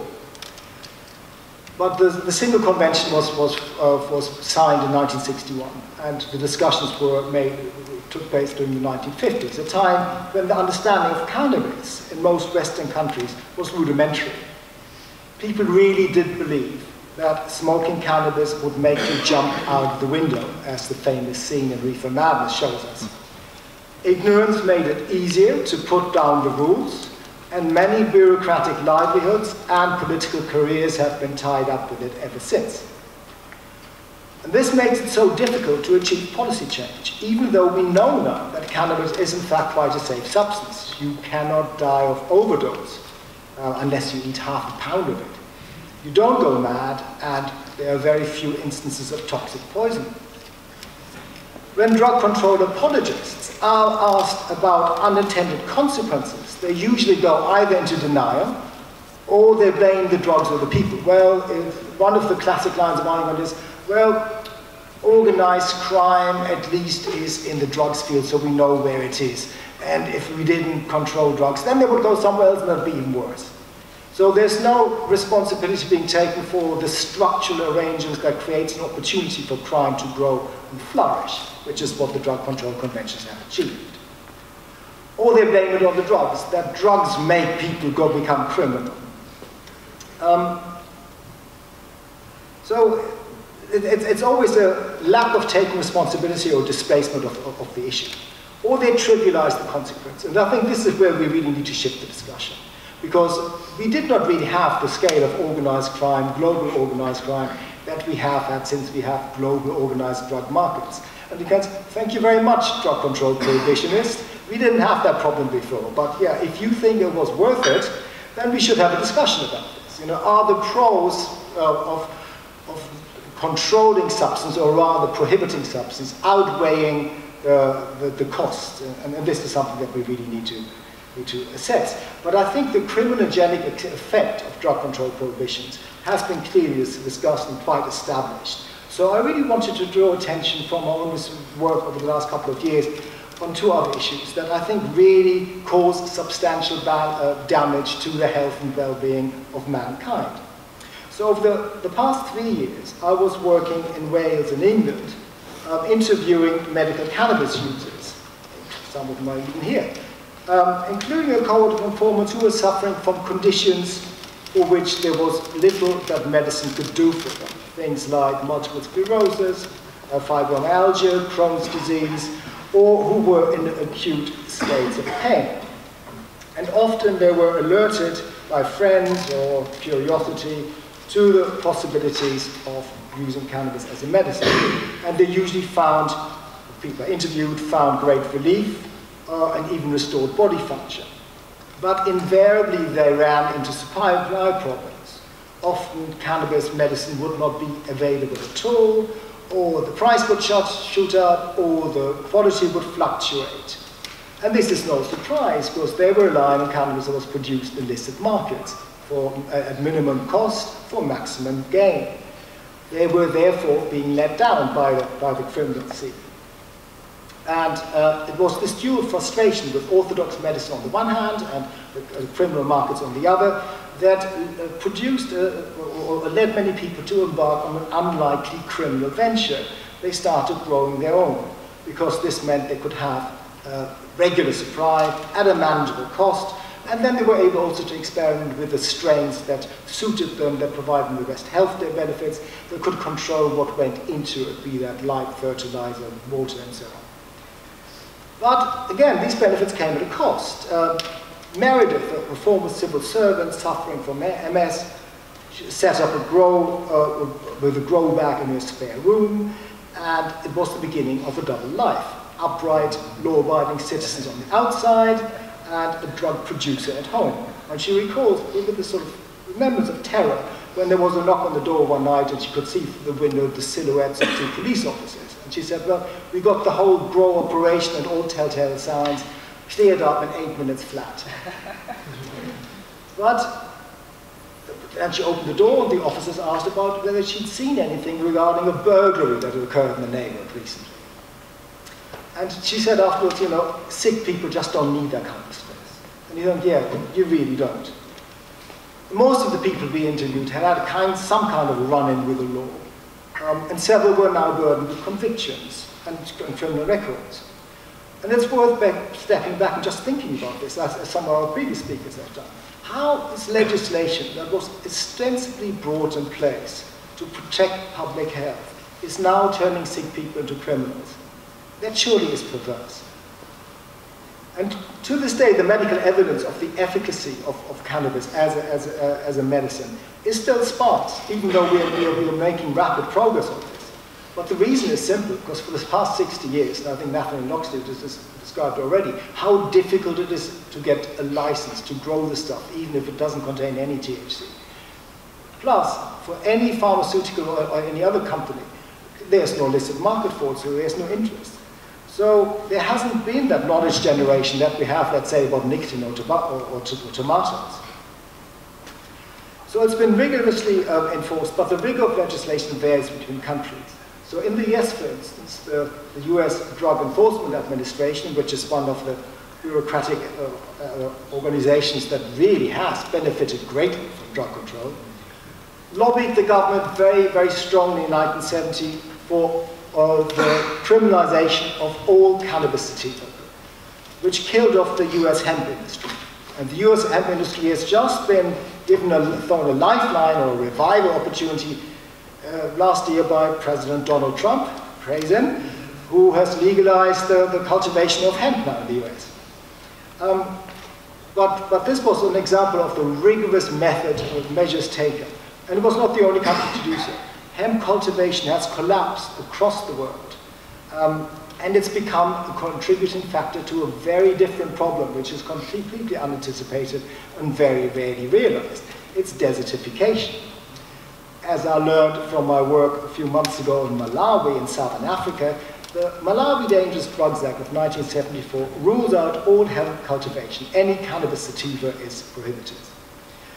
At the same time, farmers in the country were strongly encouraged to expand their tobacco cultivation.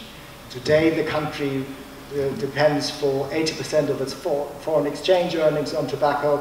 Hundreds of thousands of livelihoods are tied up with it. The only large-scale private sector organizations are tobacco companies. I would like to call Malawi the Nico state. They also have a real need for finding alternatives, because the tobacco prices are on a downward trajectory globally, and they're facing another problem, which is rampant deforestation, as you can see in these pictures. One of them is the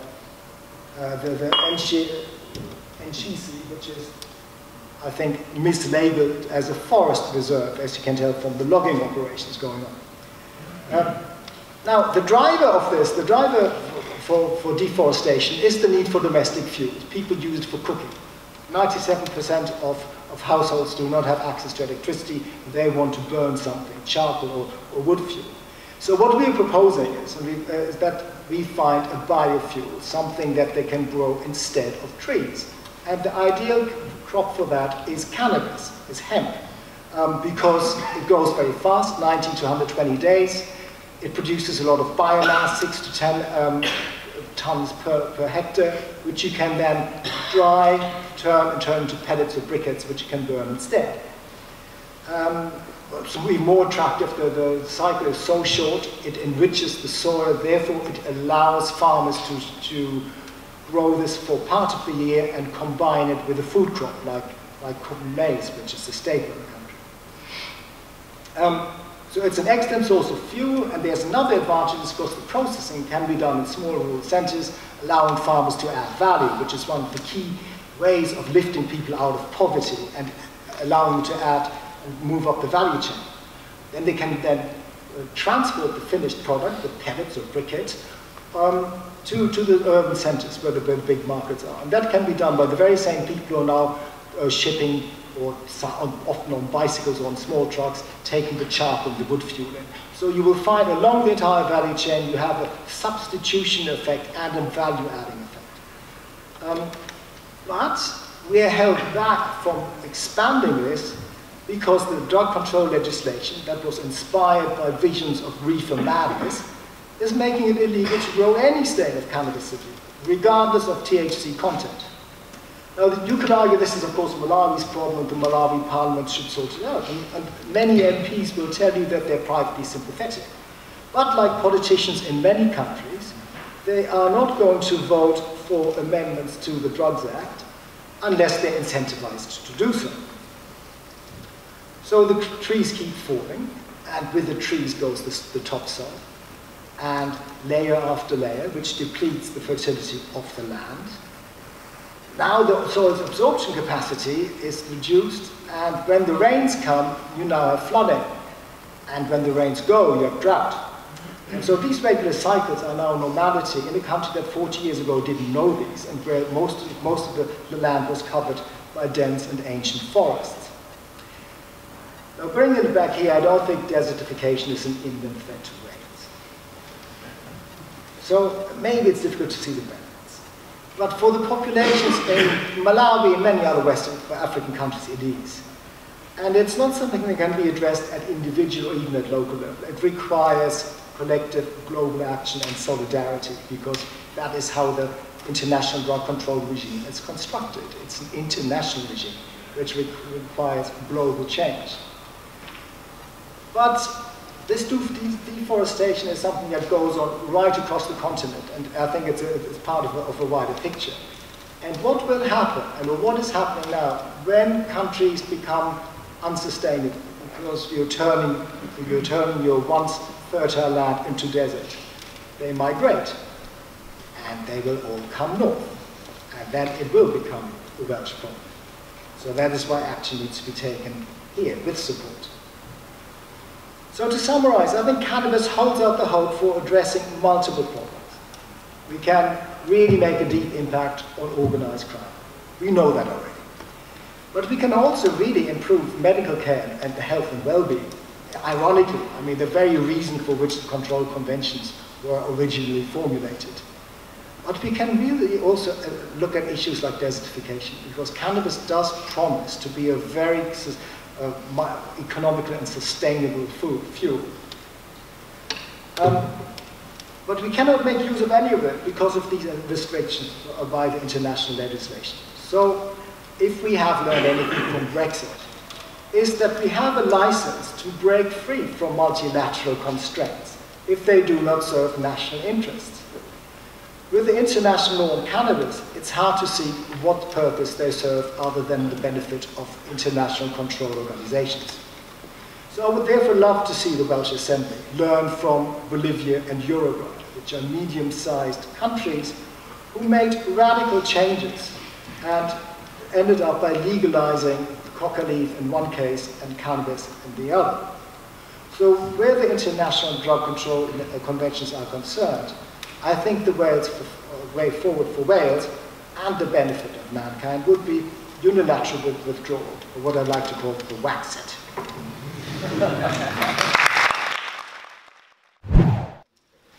Last up but not least is Neil Anderson. Neil is the principal of Pace Consultants, which specialises in transportation, spatial planning, including urban mass transit and sustainability, macroeconomic planning and political reform. He's been an active civil liberties, drug legalisation and environmental campaigner, a university lecturer in marketing, sustainable transportation, and an elected member of 2 regional authorities for public transport, soil and water conservation in New Zealand. He's a former trustee and a vice chair of Transform Drug Policy Foundation. Neil was previously employed by the London Underground and as the Transport as Strategy Manager for the Jubilee Line Extension Klein team and as a senior consultant. He holds degrees in economics, philosophy and transportation planning and is a fellow of the Chartered Institute of Logistics and Transport. A New Zealander, Neil now lives in Beefy Rydfelyn, Rhondda and Taff in Wales. Future, what we do next for the 3 H's, health, happiness and hemp.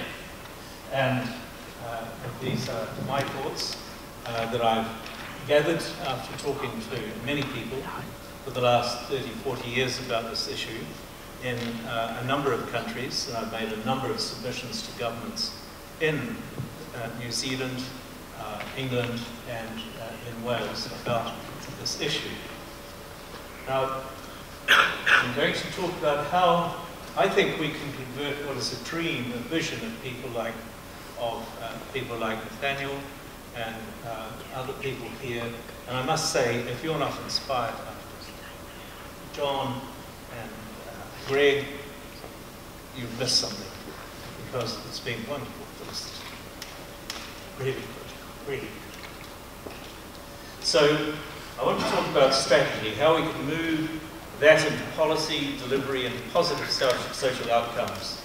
But I must say that my stress in my presentation, it shouldn't be seen as a template, but more as a framework that we collectively ought to build. And my contribution, hopefully, will be of some help. Neil, can you just hold the microphone? Yes, sorry. I thought I was loud enough. Perhaps, is that a bit better? Right, okay. All right. I've got 2 instruments to deal with and a piece of paper. There was a moment of serendipity when I was preparing this presentation about 3 or 4 weeks ago. I read in the news that Aotearoa, New Zealand, my country, had legalised medicinal cannabis. Now, one of the things about this is it's going to take 12 months before the regulations will be published and it will be, in fact, available. So we need to realise that if we are going to, and I'm sure we will, it does take time to set these structures into motion.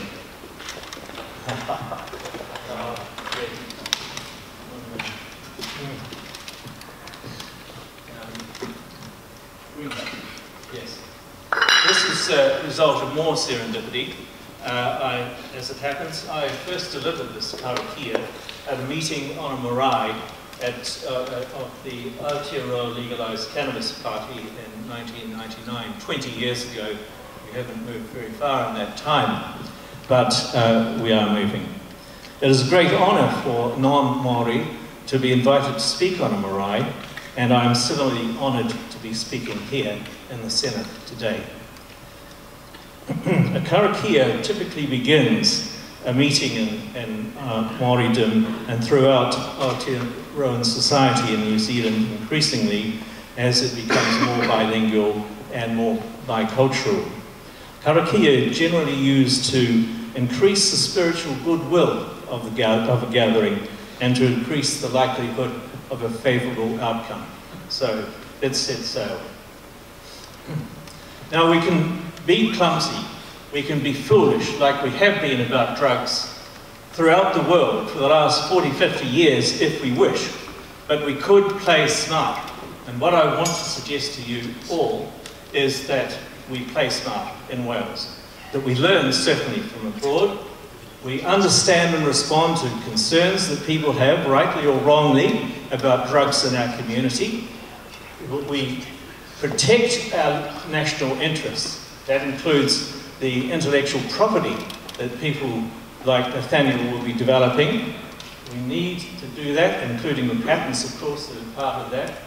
We must resist inappropriate models. And of course, here in Wales, we won't get exactly what we want here until we are fully independent, which I strongly support, and we must reserve the right to change the legislation, whatever the UK government brings in future time, and independence is with us. We must be alert to the potential synergies. Rhys was telling me about daffodils providing some drug that might be hopeful for Alzheimer's disease, for example. Now, there are lots of these things. And yesterday I read that Bangor University was issuing redundancy notices to chemists, among other academic staff. Now, we need chemists, we need biochemists, we need geneticists. We need them properly supported by the government, not made redundant. We need those people, we need those skills, and to exploit what we can out of this wonderful new industry. We need to understand the expertise and respect that expertise of current growers. The people up my valley, the Rhondda is where I live, who've been growing for years. They know what they're doing. They produce a pretty good product, and I'm sure you know many people here. Now, some of those people will have very interesting cultivars with a genetic signature which could be extremely helpful to Wales in the future, and what we do with cannabis in the future. We need to identify those, create an inventory that we can then exploit, develop, take forward. I'd like to think that the benefits of this industry could be widely shared, but unfortunately under this neoliberal capitalism that we've got, this corrupt machine of government and commerce and finance, then we haven't developed a way of distributing wealth equitably through our communities. Now, we can be equitable if we're careful and smart about cannabis, and that's the way I'd like to see Wales go. So, cannabis can bring hope. That's a very important thing. Greg knows that. Incredible. Incredible. John knows that. Fabulous. We can empower communities with the wealth that can be developed at the bottom. In the last financial crisis, the money went to the people at the top. They love that. They told the government, give us some money or your banks will fail. Our banks will fail. Our salaries will fail. Our profits will fail. Completely unacceptable. What we need to be doing is putting QE, quantitative easing, in at the bottom. And that's what cannabis can do to our communities. It can employ people. Now, in Leanne's constituency, where I live, 25% of young people between the ages of 18 and 24 are unemployed. Now, they ought to be planting trees. They ought to be planting cannabis. Well, some of them are, of course. But let's say on a much larger scale and for a number of reasons. There are loads of markets out there. There are 50,000 products used in industry based on cannabis. 50,000. Surely there's a niche that Wales can occupy, probably more than one. And we can do that if we're smart about it. We need to play smart. We play smart, we become outcome focused, not principled. Pragmatic. There's nothing wrong with principle, provided they have the right outcomes. We need the right outcomes, not the wrong principles like the Single Narcotics Convention and the others. We must recognize that we've got more support here among the public, and of course that includes this audience, who have become increasingly aware, particularly because of these children afflicted by epilepsy and who had medication withheld from them. People are aware. More than 52% of people in the UK as a whole support medical cannabis. That's only, recreational cannabis. And the figure now, I'm sure, is much higher for medicinal cannabis. There are people who have been helped. They're here tonight. Welcome, welcome. There are many other people. 75% of people around the world do not have access to pain, to medication dealing with pain. That includes elderly people in the last stages of their life, like me, and women in childbirth. 75%. That is unacceptable. We can help them. We need to talk, and you talk, about drugs. We need to remedy some legacy issues. Disinformation, prejudice, there's lots of it. I have a cutting here from The Guardian, my favourite newspaper, the other day, talking about psychosis, linking psychosis and cannabis, high-strength cannabis. Yes, they don't know about titration, but it was sloppy journalism to make that connection without making what an exact nature of the connection between psychosis and cannabis is or isn't. By legalizing cannabis for recreational use, we are enhancing personal freedom and we're enhancing personal responsibility. It's obvious from what has been said about the Cannabis Social Clubs tonight that that is the way of the future. That's responsibility, that's people taking care of each other as well as themselves, being well informed and taking that message into the community. I applaud them, and I hope they will, I'm sure they'll continue. Now there will be a spillover from an interest in growing interesting plants like cannabis. I've grown a few plants in my time, into horticulture, afforestation, into biochemistry, into processing, into small businesses. Small businesses can profit, and that's very important. This is a nation of small businesses. We have something very powerful here that could really stimulate the economy of Wales in a sensible way, if we're smart about it. Now we can work through the half-baked nonsense we've been listening to for the last 50 years and the bloody-mindedness of successive Home Secretaries that we've had to suffer over that time to emerge into the green fields. Now, we need to have appropriate principles, objectives, let's call them. This value-laden term. We want high quality in our products that we're producing.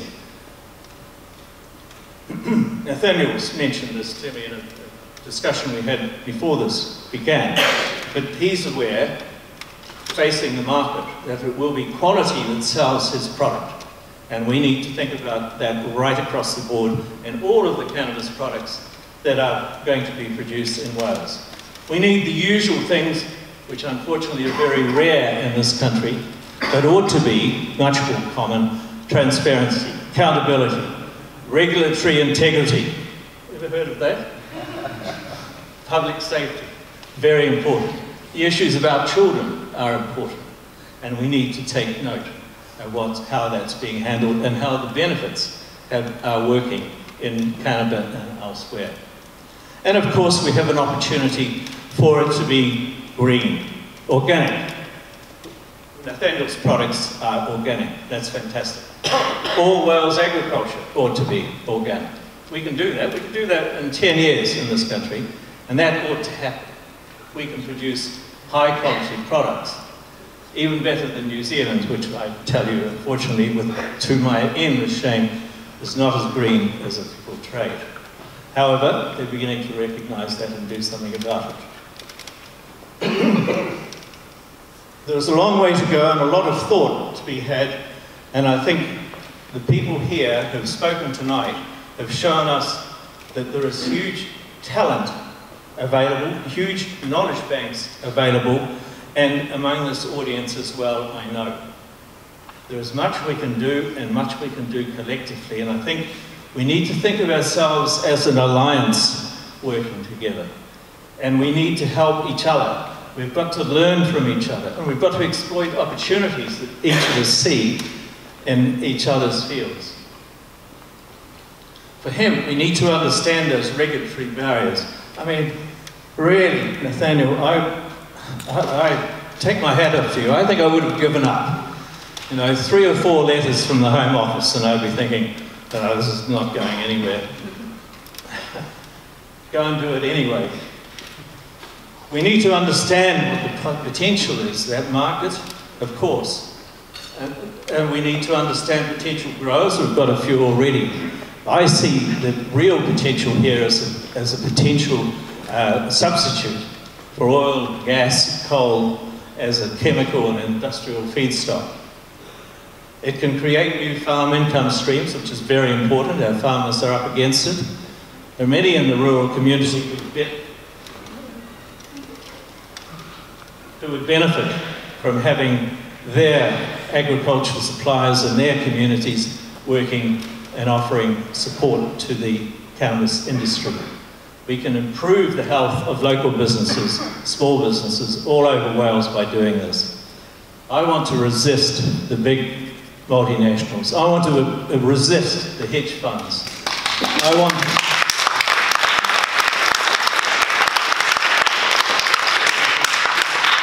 Wales to be for Wales, by Wales.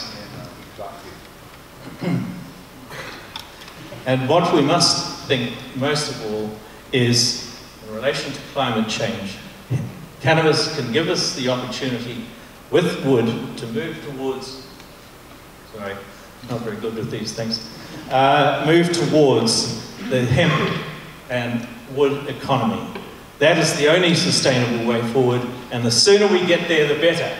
We've been wasting time, and the longer we wait, the more radical the change is going to have to be.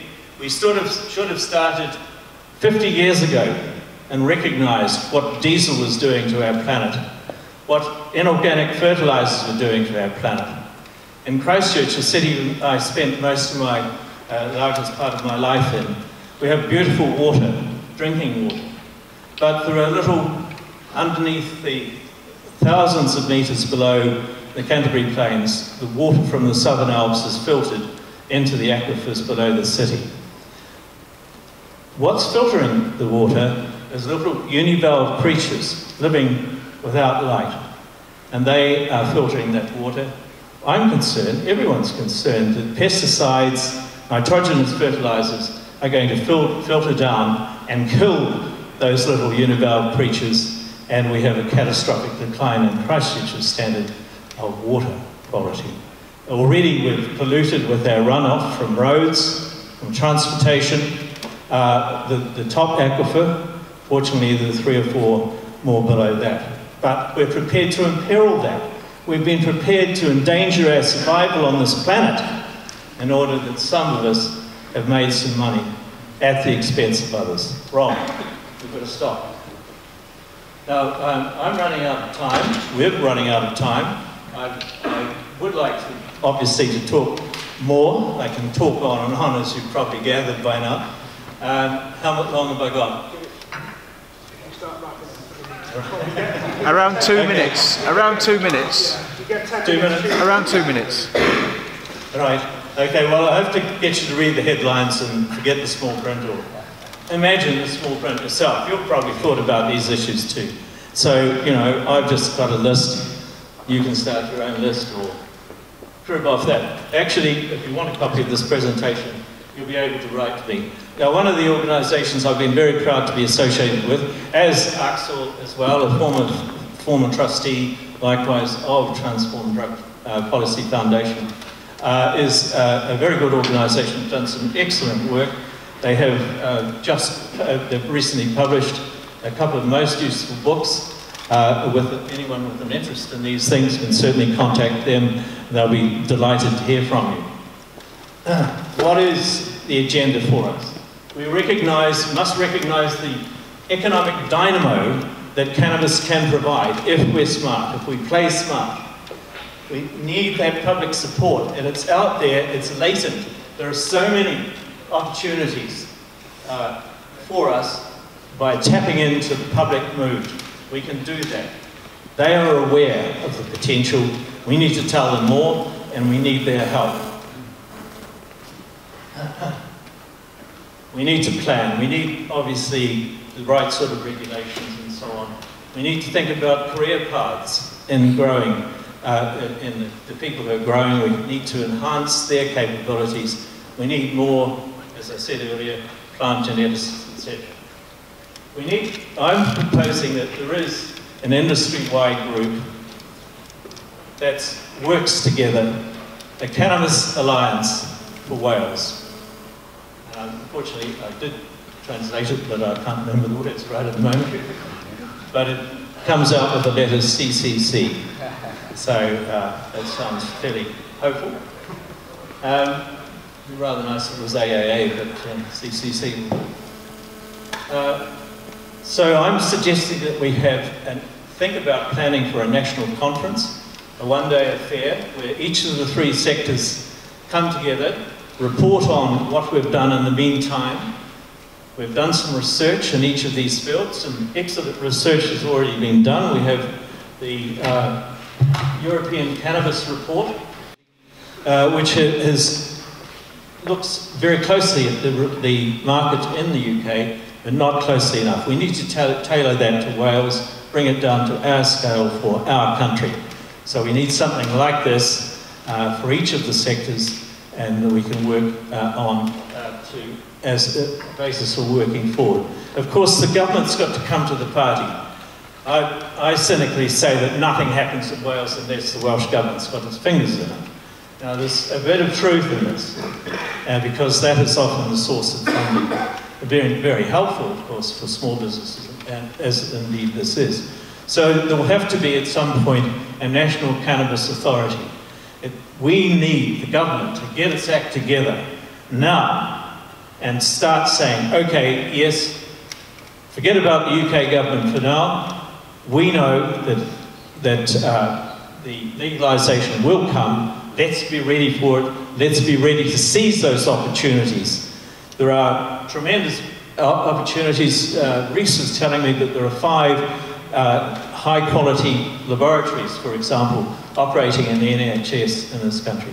There is another cell and genetic laboratory, I think, going to be established here. Those are the sort of things we need to be able to take this forward.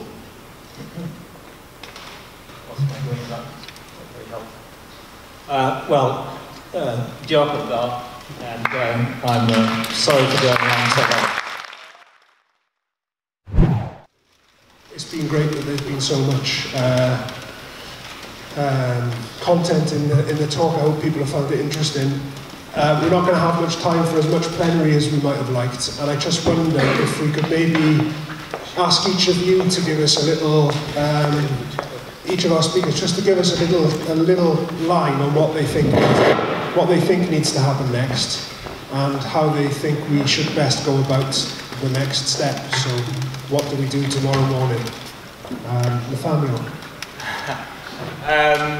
As I mentioned before, and as Neil also mentioned, is the research. I believe we've got opportunity with some of the finest minds in the world. One of our biggest exports is clearly education. So we've got some really, really good laboratories and institutions who are scrambling to get access to cannabis and help us grow the industry, and also look for the opportunities, whether that's within agriculture, whether that's medical or recreational cannabis. I think that it feeds into education, it feeds into so many different things. So that's As a researcher, I agree with everything you say there. But I think we should really go and do this agricultural diversification thing. Looking at the various uses of hemp for energy generation, I think there's a great opportunity. Right. Back to, well, it's very difficult to see where we go. One of the things that I would like to do, I'd like to get the 4 recent kind commissioners in Wales to do the same as what I'm doing, what Ron Hogg in Durham is doing. What's happening down in Sussex is diversionary schemes, yeah? So, if you get found in possession of any sort of really possession amount, yeah, then it's like a speed awareness course. There's no custody, there's no fingerprints, there's no DNA, there's no record, there is nothing, yeah? You do a 3-hour, and then you go away from there, and then you decide for yourselves whether you wish to continue taking drugs, or, you know, so I think that is the first thing. I'd also like to look at the possibility of, you know what they've done in Washington, in DC recently, is the cleansing of 3,500 people with records for cannabis. And I would really, really like to do that. And working with Unlock.org, which is an organisation that helps people with convictions, you know, to get away from the stigmatisation. So while the Home Office is still pretty intransigent on any change in regulation, I think we can do little things to move things ahead and to improve outcomes for people who wish to use drugs recreationally. Two things I'd like to say. Firstly, 49 years ago, just over 49 years ago, I smoked marijuana for the first time. It was the second best discovery of my life.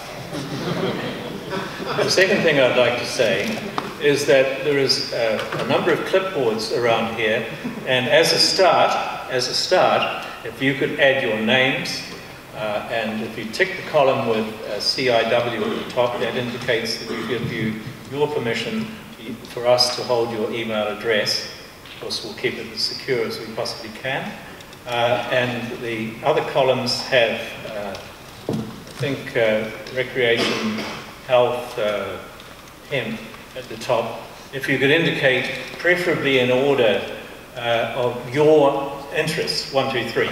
And that would help us sort out who's interested in what, and we'll try and get those people who cite hemp is number 1 together, so they can have a chat, and they'll have something to present if we get this conference off the ground. The final thing is that we need to work on the government. Now, we have a very helpful Assembly member here, and I'm sure that the Plaid Cymru Party, for one, has always been sympathetic to this issue. There is leverage there, and we ought to use it. Paul Flynn, great, excellent. And there are other people, Norman Lamb has mentioned as well. We can use them, but we need to understand that it's not just an issue for 1 or 2 MPs to take up, but all MPs, all AMs ought to treat this as a matter of urgency and as a matter of public health, first of all. I really want to see more people getting involved with their Cannabis Social Club or helping make that happen in their local area. I know some parts of Wales are a little bit more spread out than the rest of the UK, but that's all the more reason to sort of like get together, work together and make it happen. Second thing is you need to, like Neil says, you need to engage politically. You need to get your MPs on side, you need to get your local councillors on side, your police crime commissioners, start the dialogue. It doesn't have to be scary. It's just a conversation at the end of the day. We've seen some really good progress in some areas of the country where people have got involved and started speaking about things. But the topic's open, it's out on the table.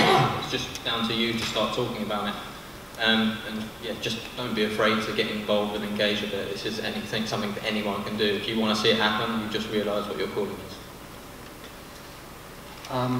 I think that this right here is an amazing start at getting real information out there, good information, not just data, not just figures, actual truth, experience. Cannabis can save lives, it can make lives better. And we have to get people in a room who can say, this is how that works. Multidisciplinary interactions like this are how we can keep moving forward. I think Arfon might want to... Yeah, we're talking about MPs. We mustn't forget Tony Antonazzi, who's the MP for Swansea, is, I think, joint chair or vice chair of the all-party parliamentary group on medicinal cannabis. So I think we should use that opportunity. She did get an invite, but because of Brexit, I think her week is nuked. There has been a vote in the Assembly on medicinal cannabis, which got a majority. So I think there's quite a few Assembly members, although they're not here tonight, who are sympathetic to what we're trying to do. I think we need to max them out, really.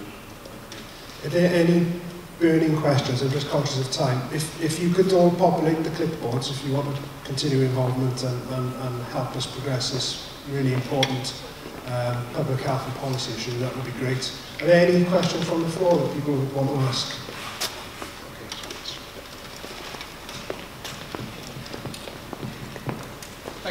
Thank you, yes. My name is Morgan from the Morgan Academy at Swansea University. Something that's always intrigued me, I was involved in this scene about 25 years ago, why drug policy in cannabis in this particular case is what it is. Now, if it's bad for people who can't use it, if it's bad for their families, and if it's bad for communities, who benefits from the present laws? And that's the great mystery to me. Why, if the evidence is so compelling and the public support is there, you know, whenever a crime is committed and nobody knows what it is, the question is, cui bono? Who benefits? Somebody must be benefiting from the present laws. Well, they must be the people who are preventing change. You know, we've been opened up in 2018 to sort of like, it's a scandal. It's a huge scandal. Like people say it's a conspiracy, but it isn't. It's actually, you know, it's happening. Like it's there. The drugs minister's husband, Victoria Atkins, she's a drug minister. Her husband, Paul Greenwood, he's the CEO of British Sugar. They have the license to grow 43 acres. Oh, that's, you know, it's like 45 acres of greenhouses, CBD cannabis, for epidiolex. As well, they grow in massive fields, opium poppies. But, so you know we've got government, you know, people involved in the government involved with medical cannabis, where you know there is potential to make huge profits. There's you know people buy into their shares there and they pay out the dividends, so people are making money out of the fact that the cannabis is being controlled literally by for themselves. You know, I'm not allowed to grow it for myself. Like it's kept me alive. You know.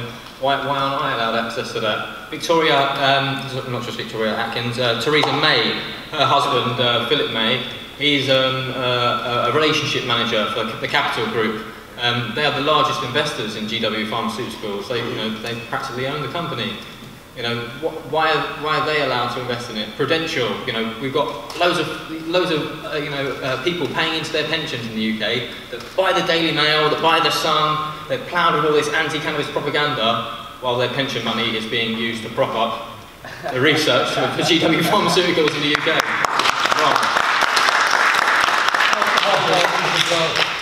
The alcohol industry.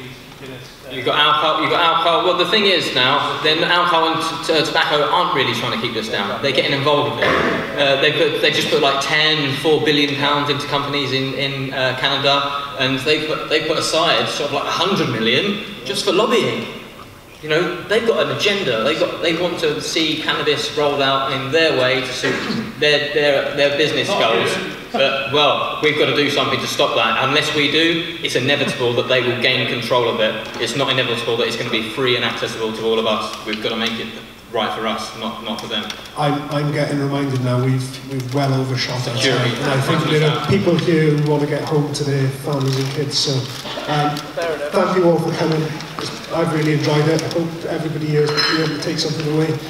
Please register your names, and I hope this won't be the last time we all come together to do something like this. Thank you.